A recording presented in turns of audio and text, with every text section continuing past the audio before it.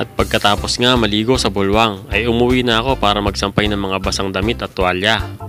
Habang abala naman sila sa pag-prepare para sa pananghalian.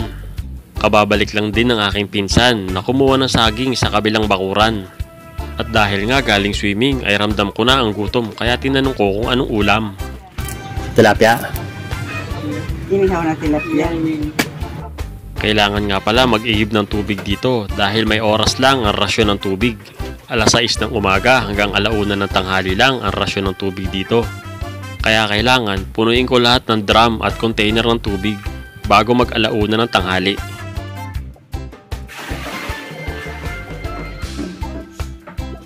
Abala na rin si Mrs. sa pagtulong sa paghanda ng pananghalian.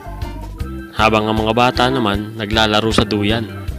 Ang kuya at ate ko naman ay abala rin sa pagluluto gamit ang panggatong sa likod ng bakuran. Kahit mga may usok, okay lang. Buhay probinsya nga naman. Pero talagang gutom na ako, kaya kamote muna ang aking babanatan.